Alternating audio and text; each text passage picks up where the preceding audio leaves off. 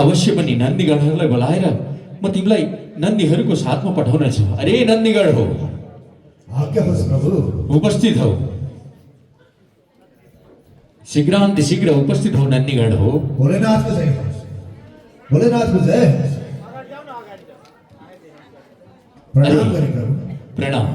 अरे नन्दी हेर, माता सती आफ्नो माइत जानको लागि हट गरिरहेकी छन्। बाटोमा कुनै विघ्न बाधा आइपर्न सक्छ, तसर्थ सुरक्षाका हेतु तिमीलाई यहाँ बोलाएको हो। निश्चिन्त यहाँबाट माइतसम्म पुर्याएर फेरि यही कैलाश पर्वतमा लिएर आऊ।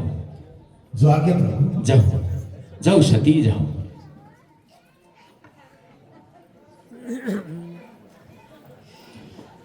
अब यसरी सतीदेवी अब पिताजीको यज्ञमा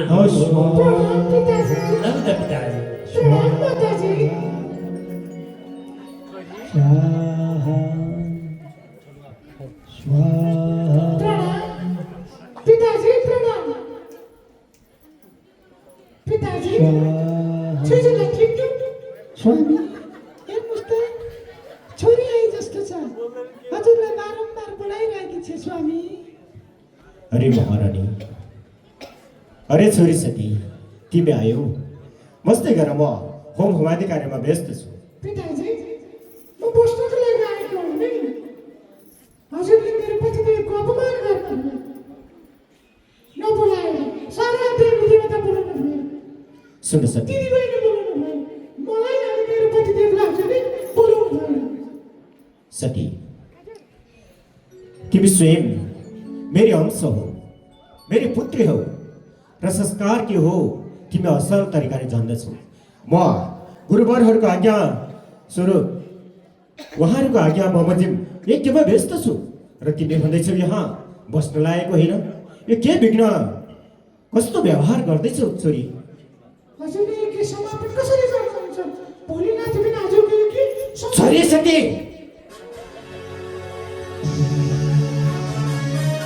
यो मेरो यज्ञमा किसको नाम उच्चारण? म यो यज्ञ तेरो पतिको विरुद्धमा गर्दैछु। यति कुरा याद राख र सुन, तँलाई मैले निमन्त्रण दिइन। कारण पनि यही हो कि हेर, मेरो यज्ञ यति सुसमेत छ, भव्य छ। स्वयं ब्रह्माजी, स्वयं इन्द्रादि देवताहरूको उपस्थिति भएको छ। हेर, देवी देवताहरूको सम्पूर्णको यो सुशोभित यज्ञमा तेरो पति के दुष्ट, जिउभरि खराबी खस्दछ, विष पान धतुरो सेवन गर्छ, बहुलट्ठी बहुलहा दिगम्बर। त्यस्ता अशुभ अशुद्ध अशिष्ट तेरो पतिलाई ल्याएर यो स्थानमा स्थान दिन त के तेरो पतिको नाम उच्चारण गर्नु पनि चाहन्न म यो यज्ञमा, बुझिस्? पिताजी, म पनि यो भन्दा धेरै सुन्नु सक्दिनँ। बोलेको त भएन, तपाईँ त धेरै बोल्नु, सहन गर्न सक्दिनँ। हजुर मेरो शरीर दुष्ट बुद्धि, सुन सुन पुत्री, जा जे गर्न सक्छस् गर, तर तेरो पतिको निन्दा म यो यज्ञमा मात्र होइन मेरो जीवनभरि सधैँभरि गराउँछु। जा भन्दै थिएस् होइन, शिव बिना यज्ञ कसरी समापन हुन्छ? हे स्वयं मेरो पिताजीले यो यज्ञको फल दिनुहुनेछ। जे गर्न सक्छस् गर, तर म यो यज्ञलाई पूर्णता दिएरै छाड्नेछु। जा महारानी, यज्ञमा बस।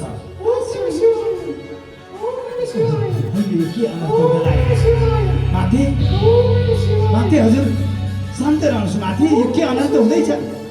माथि होइन, रोक्नु रोकौ, कसैले त रोकौ। यो के अनर्थ हुँदैछ? आज सती माताले आज एकै कुण्डमा प्राण त्याग गर्दै हुनुहुन्छ। यो के अनर्थ हुन लाग्यो? यो के अनर्थ हुन लाग्यो?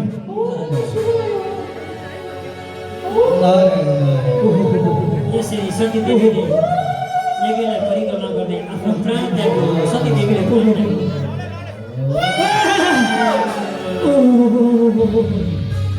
भोलेनाथ, सती, के भयो?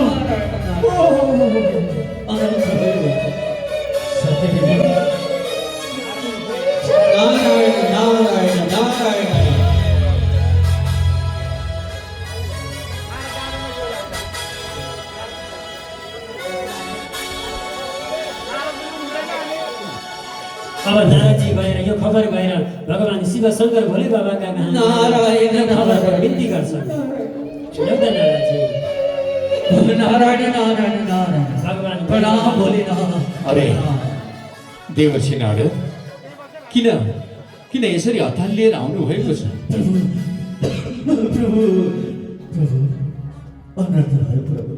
अरे कस्तो कुरा गर्दै हुनुहुन्छ? के अनर्थ भयो? कस्तो अनर्थ भयो भन्नुहोस्। प्रभु कसरी भयो हजुरवर्ग सतीदेवी आफ्नो पिताको वचन सहन नसकेर एकै कुण्डमा आफ्नो देह त्याग्नु भएको छ। के भन्दै हुनुहुन्छ हजुर? हो भोलेनाथ, सतीले मेरो निन्दा सहन गर्न नसकेर आफ्नो प्राणको आहुति दिइन्। हो भोलेनाथ, अरे यो घोर अनर्थ भएको छ। पक्कै पनि त्यो दुष्ट दक्ष प्रजापतिले मेरो निन्दा गरेर मेरो निन्दा सहन गर्न नसकेर सतीले यो अवस्था भोग्नु परेको हो। त्यो दुष्ट दक्षलाई अवश्य पनि म दण्डित तुल्याउनेछु। त्यसलाई त्यसै छोड्नुहुन्न। आज आफ्नो जट्टाबाट वीरभद्र प्रकट गरेर त्यो दुष्ट दक्षको म अहङ्कारलाई क्षणभरमै नष्ट गर्नेछु। म चाहिँ लाग्यो हजुर नारायण वीरभद्र आज्ञा होस् भोलेनाथ। वीरभद्र जाऊ। भोलेनाथको जय होस् भोलेनाथ। त्यो दक्ष प्रजापति आज्ञा होस्। जसले आफ्नो पदको दुरुपयोग गरेर अवश्य पनि भोलेनाथ आफ्नो अहङ्कारलाई नागेर त्यसले मेरो निन्दा गरेको छ। जाऊ गएर त्यसको यज्ञ विध्वंस गरेर अवश्य पनि भोलेनाथ त्यसको शिर यज्ञमा होमेर आऊ। जाऊ। अवश्य भोलेनाथ।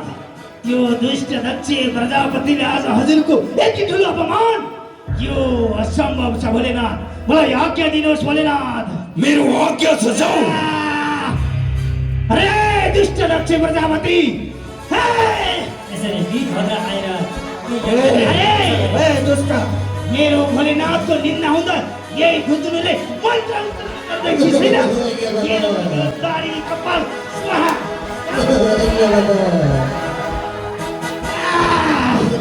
दुष्ट वीरभद्र, पूजा गर्न आएछु नि।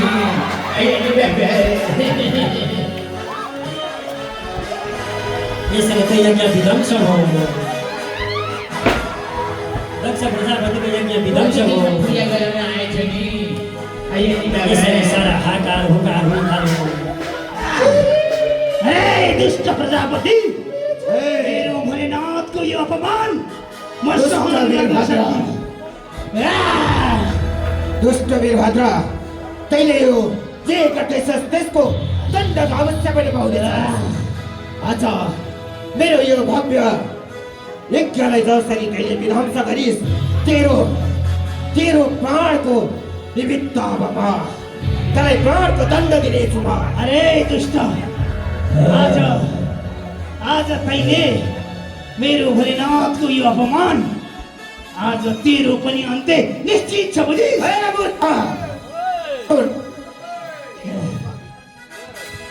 तेरो स्वामी दिगम्बर के बौलाहा, सुन म तँलाई एउटा सुनौलो अवसर दिनेछु वीरभद्र। कति रहे मेरो साम्राज्यलाई हेर र त मसँग आइस भने म यो सारा जगतको अधिपति बनाउँछु। मेरो भोलेनाथको अपशब्द बोल्ने तेरो यो जिब्रो अहिले थुतेर मिल्काइदिन्थे, तर त्यो भन्दा अगाडि तेरो शिर यो हवन कुण्डमा। हे दुष्ट, मात्रै हवन जानेछु। सारा इन्द्रादी देवता मेरो पक्षमा छन्। तेरो बहुलट्ठी बौलाहा केवल त्यो ठोङ्गी हो, तसर्थ त्यसको झुठो खाएकै कारण मेरो पुत्री पनि आफ्नो संस्कारबाट विचलित भई। अरे तसर्थ तेरो स्वामीको गुणगान मेरो सामने हे यहाँभन्दा धेरै नबोल अब तेरो बोल्ने समय सकिसकेको छ बुझिस् आइज हे आज भन्दैछु हे म तँलाई सम्पूर्ण धन दौलत सम्पूर्ण आधिपत्यता दिनेछु आइज म तँलाई सबै कुरा दिनेछु तर मलाई केही नगर अरे ए आक्रमण मेरो भोलेनाथको अपमान गर्ने तेरो थुतुनु यही होइन आइज अब मैले देखाउने यही त युद्ध नै चाहन्छ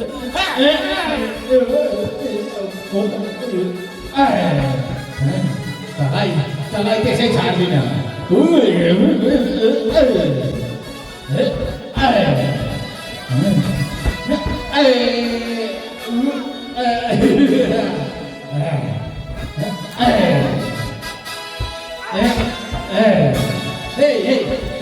यही बेलामा यसको शिर छेदन गरौँ यही बेला यसलाई धेरै बेला हुँदैन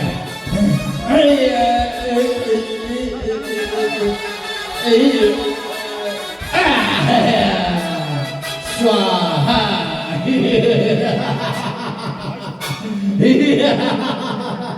स्वाहा थाहा पाइ छैन दुष्ट मेरो भोलेनाथको अपमान जबकि भोलेनाथ बिना यो संसारमा आजसम्म कुनै पनि यज्ञ समापन भएको छैन तैले आज यो राम्रो गरिनस् यो कुरा भोलेनाथले गएर सुनाउनेछ हे नन्दी आइज